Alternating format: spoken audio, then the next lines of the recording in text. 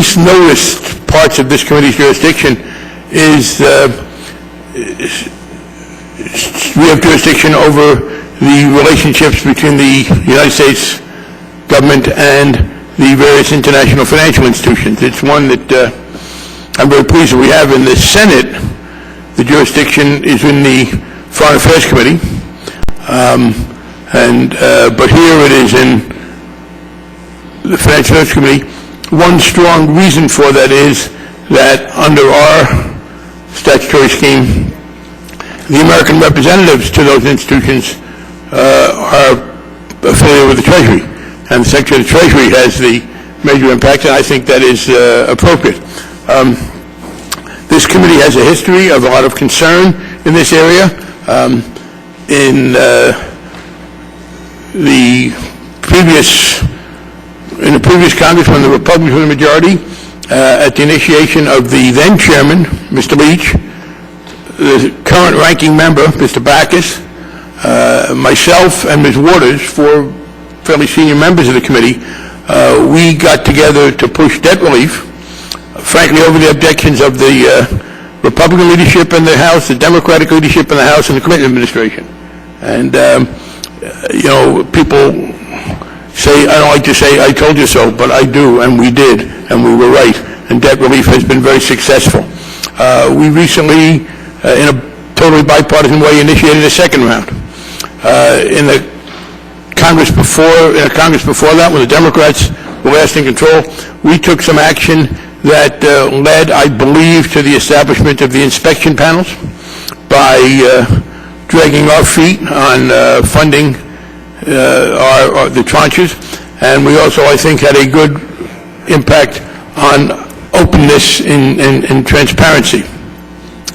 We have recently addressed in the Jubilee Act, which was in a bipartisan way, a set of views on conditionality. Again, it was a bipartisan one that, and I commend people to look at the comments that this committee added, not the comments, but the legislation regarding conditionality. It's a very bipartisan piece of legislation. Some of the language was suggested by each side, and that brings me to two of the issues that we have today. I believe that we are much better off having these institutions than not. I think there have been significant improvements.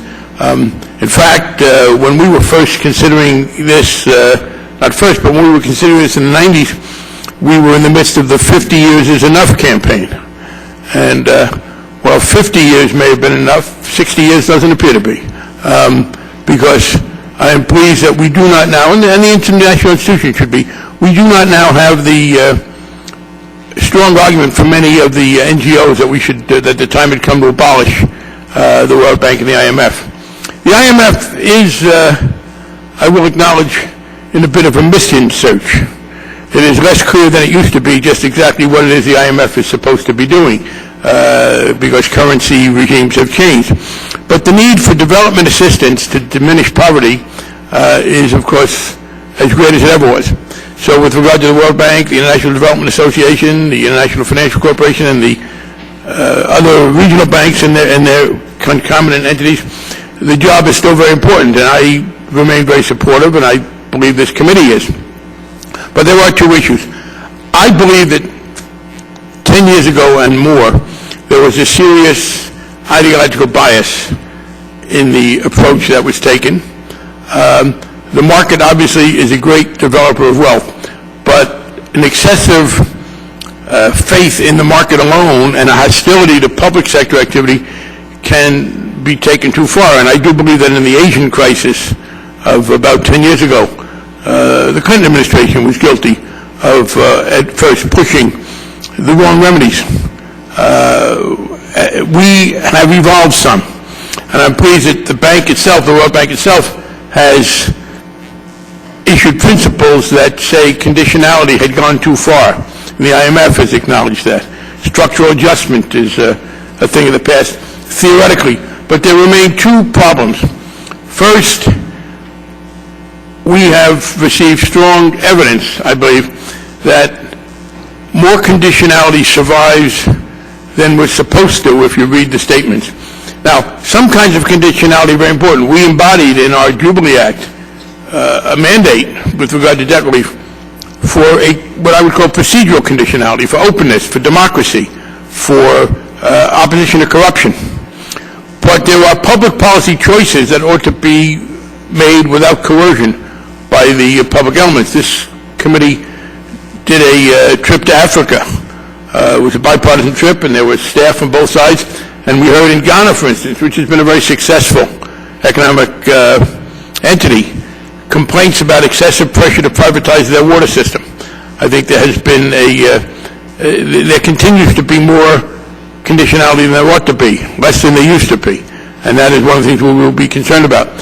Secondly, we have the Doing Business Report. And the Doing Business Report, it is clear, does have an impact on allocations and contains ideological biases, in particular the worker section. When countries are incentivized by the World Bank to cut down on vacation time, to lower pay, these are not appropriate measures for the World Bank to recommend. People can debate them or not. I would obviously be on the other side for many of them. But we're not here debating whether the World Bank is right or wrong to include these substantively, but procedurally. They just should not be imposed on countries.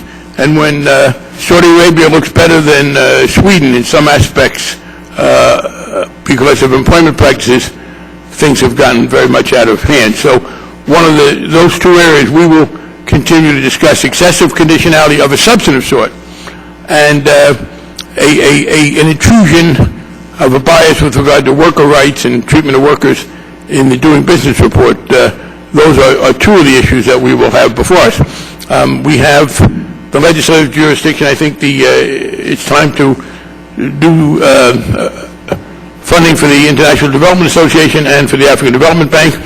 The normal way these things work, people should know, is it has for some time been considered unwise to bring these to the floor of the House.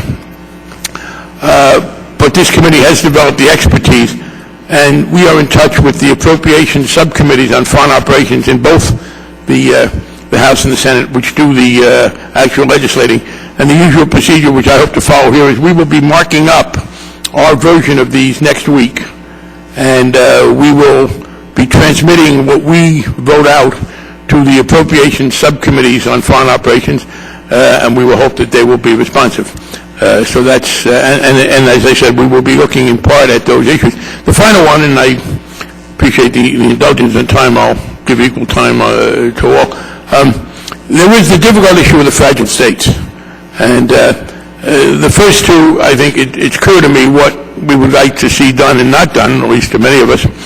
The fragile state issue is a less ideologically charged, more a question of competence and specificity.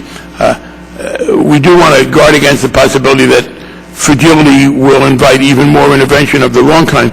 But the fundamental issue is what is the appropriate way to help fragile states, and that's one where we, I think, want to be totally cooperative and supportive in trying to figure out what to do. And now the ranking member, who has been from the time of the debt relief a leader in the effort to get policies that are truly responsive to the terrible needs of poverty in the world, the gentleman from Alabama.